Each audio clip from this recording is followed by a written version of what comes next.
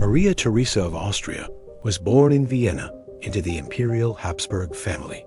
She was the daughter of Archduke Charles, a hero of the Napoleonic Wars. Raised with strict Catholic values, she married Ferdinand II, King of the Two Sicilies, in 1837. As queen, Maria Theresa was known for her piety, restraint, and devotion to tradition. She was seen as a powerful figure at court, especially during Ferdinand's illness and reclusion.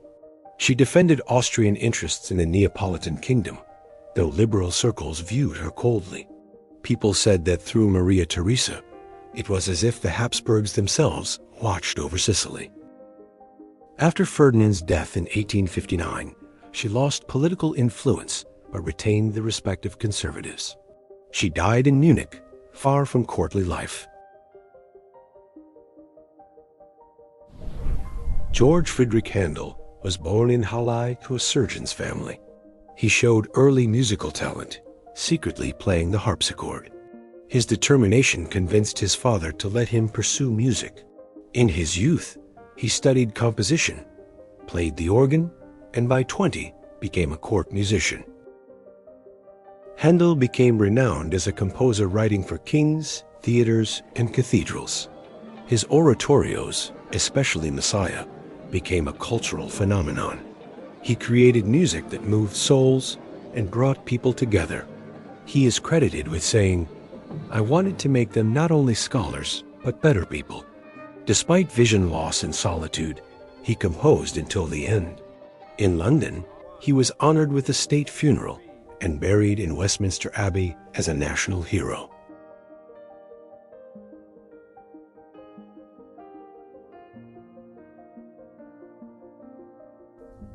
George Villers was born in Leicestershire to a family of minor gentry. Thanks to his beauty and charm, he quickly gained the favor of King James I and rapidly rose through the ranks. Still a young man, he became the king's favorite and was granted the title of Duke of Buckingham. Villers concentrated power in his hands, provoking envy and hatred at court. He influenced the decisions of both James I and Charles I, engaging in dubious diplomacy and failed military campaigns. He was accused of corruption and ambition. He was adored and hated, dazzling at court and struck down by a blade. In 1628, he was stabbed by Officer John Felton, who became a symbol of public revenge. Buckingham's death shocked the monarchy and marked a new era of political tension in England.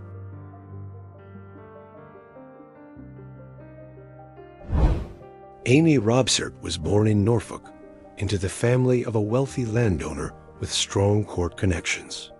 At 16, she married Robert Dudley, a close friend of the young Prince Edward.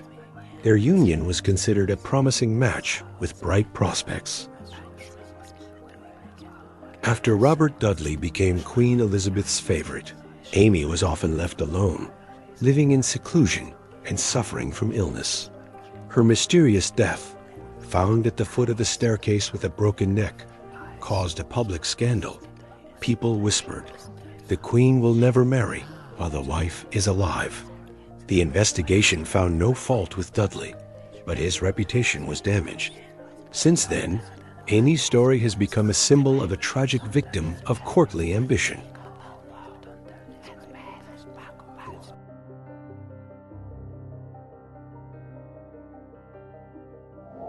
Eleanora Gonzaga was born in Mantua into the princely house of Gonzaga. From childhood, she was educated in music, Latin, and household management. At the age of 22, she married Emperor Ferdinand II and became Empress of the Holy Roman Empire. As Empress, Eleanora Gonzaga was known for her piety, patronage of the arts, and devotion to the Catholic faith. She founded monasteries, supported musicians, and took an active role in court diplomacy. She said that power without virtue becomes a burden. After her husband's death, Eleonora retired to a convent, living a secluded life while retaining influence at court.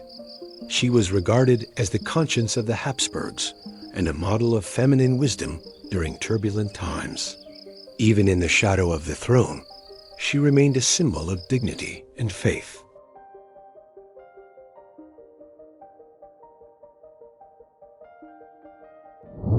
Vittoria della Rover was born in Florence into the noble house of Urbino.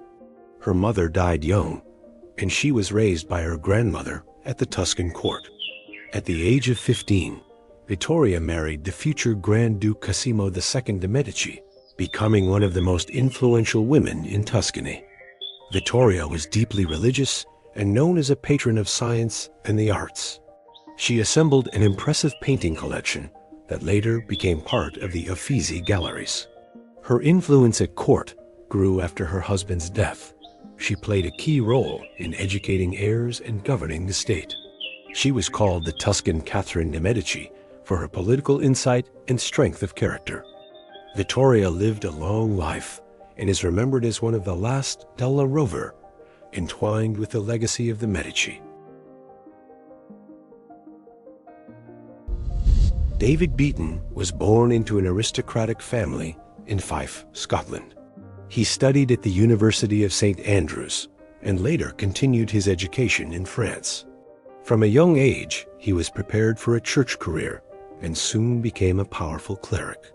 Cardinal Beaton became the chief advisor to King James V and a fierce opponent of the Reformation in Scotland. He persecuted Protestants, ordered heretics burned, and strengthened the Church's power. He was called the Iron Guardian of Catholic faith. After the execution of Protestant preacher George Wishart, Beaton became a target of hatred and was assassinated by conspirators in his own residence. His death marked a new stage in the country's religious conflict.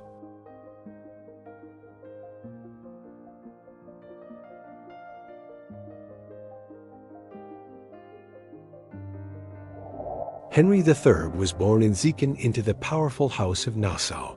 He served at the court of Emperor Maximilian I and later became a trusted confidant of Charles V. His marriage to a wealthy Dutch woman strengthened his influence in the Netherlands. He was known as a diplomat and patron of the arts. Henry III played a key role in integrating the Netherlands into the Habsburg Empire.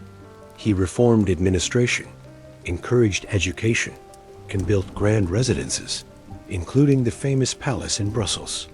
His cousin William the Silent would later inherit his principles and lands. He was called the father of bureaucracy, laying the groundwork for stable governance. He died at the age of 55, leaving a political legacy that would influence the Netherlands' future independence.